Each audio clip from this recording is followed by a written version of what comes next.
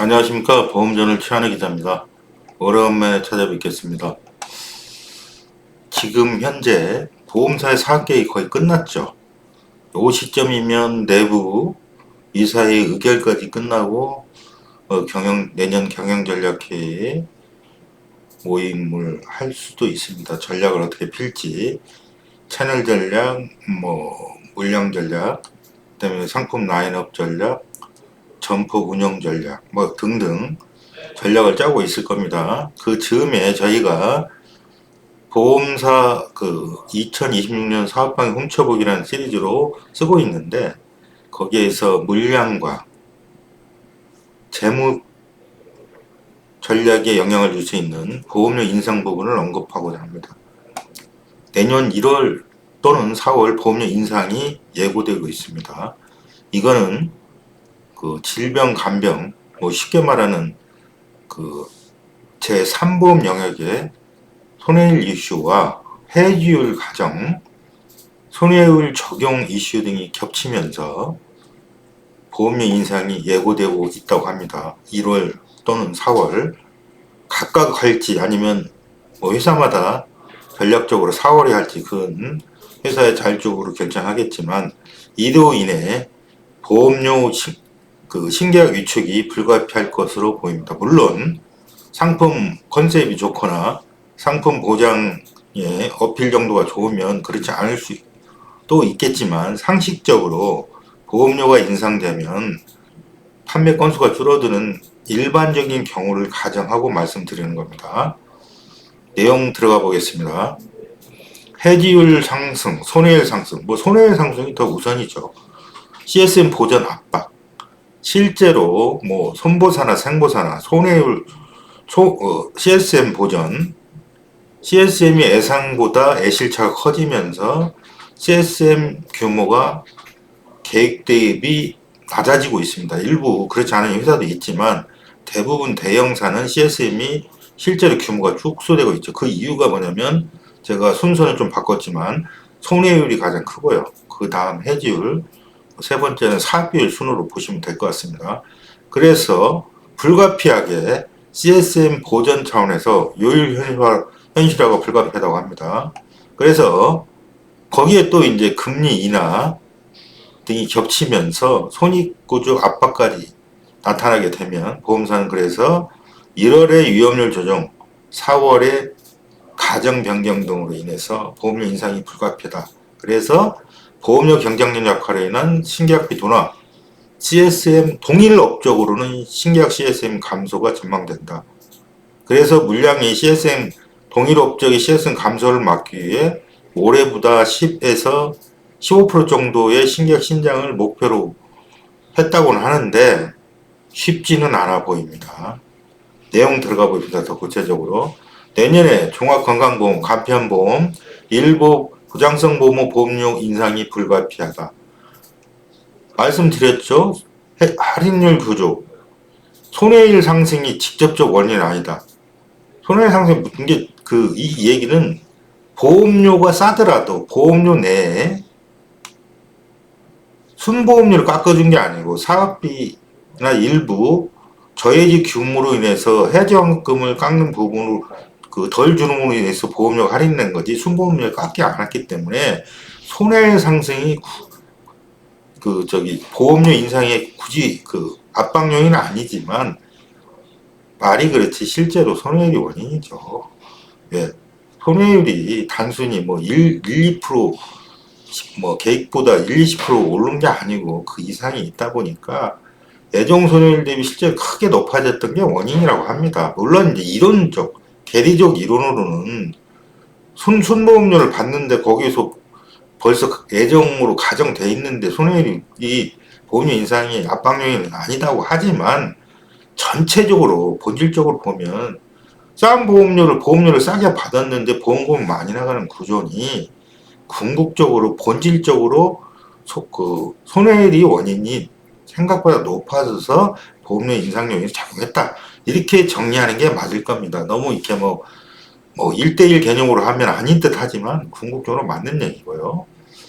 그래서 이제 보험사들은 해지율도 있죠. 지금 CSM 종합임금 간편 건강보험의 신계약 CSM 배수가 떨어지다 보니까 이 떨어진 CSM 배수가 떨어진 만큼 신계약 CSM 감소로 연결되니 이제 이 부분을 보전하기 위한 거는 어마운트를 보전하기 위한 건 뭐예요? 그 먹는 이익의 배수, 신계약 CSM 배수를 올릴 수밖에 없다. 배수를 올리는 방법은 결국은 해지율 과정이나 손해율 과정으로 인데 이 손해율 과정과 해지율 과정을 바꾸면 신계약 보험료가 오른다. 이런 이론입니다. 그래서 이제 보험사들은 보험료 인상은 불가피하다고 보고 있고요. 그래서 CSM 보존을 최소한 보존은 해야 된다 이거죠. 동일하게 팔면 빠질 손해율과 그 해지율 이슈로 인해서 그 똑같이 팔면 신계약 CSM 배수가 낮아지는 상황이니까 최소한의 신계약 규모 보존을 위해서도 보험료 인상은 불가피하다. 보험료 인상이 되면 결국은 해지율 손해율로 인한 신계약 배수가 올라가면서 보험료 인상이 되면 동일한 업적을 팔아도 보험료 인상분만큼의 신계약 CSM은 늘어나니까 CSM 보존이 가능하다. 이런 논리입니다.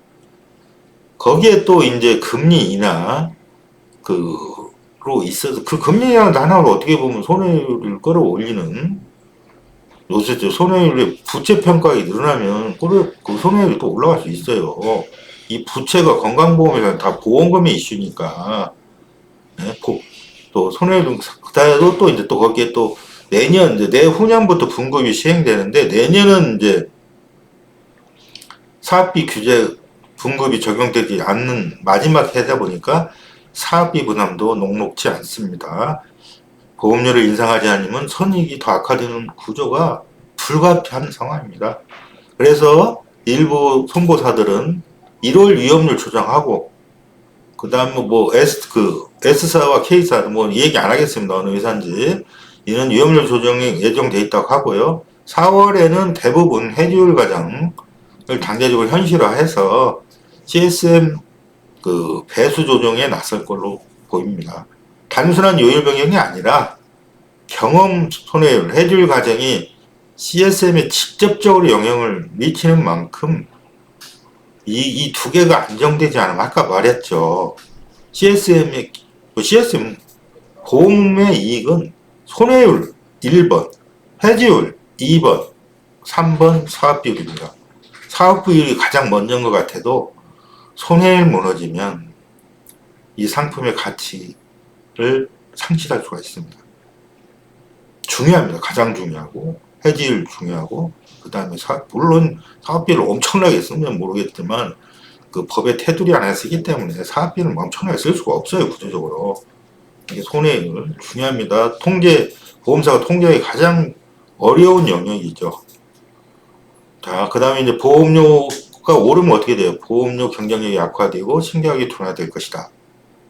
실제로 그 보험연구원에서 내년도 22일자 지난달 22일자 산업전망에서도 CSM 확보를 위한 집중세가 이어지면서 신계약은 올해는 18.5원 나오는데 내년에 3.7로 그 4분의 1 토막 나는 걸로 지금 예상을 했고요. 생명보험에서는 생보사도 올해에 70% 수준으로 하락할 걸로 보고 있습니다.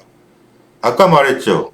해지율, 생보사는 해지율, 손보사는 손해율 상승을 해서 그 신계약 CSM 배수가 줄면서 해지가 늘면서 줄고 또 해지가 늘면서 신계약 배수가 줄면서 11% 정도 감소할 거라고 보고 손해율 상승률의 평균 13% 감소. 결국은 이게 뭐예요? 내년도에 그 신계약 물량은 생보 11%, 손보 13% 정도 신장을 가져가야만 신계약 CSM을 보존할 수 있다. 근데 이제 이런 보존이 물량을 동일하게 늘리지 않더라도 동일한 건수를 파는 보험료 인상을 하게 된다면 물론 이보다 조금 더 매출이 늘어나지 않아도 그 CSM 보존을 할 수 있겠죠. 여하튼 보험료 인상 이후 신계약이 얼마나까지 달라붙을지 올해 대비 올해보다 생보는 4분의 1, 손보는 한 70%, 30% 빠진다고 했으니까 어느 정도 따라 붙을지가 최대 관건으로 보여집니다. 일단 여하튼 내년도 사업계획에 맞는 그 상품이나 전략이 어느 때보다 중요한 시점입니다. 감사합니다. 구독, 좋아요 부탁드립니다. 감사합니다.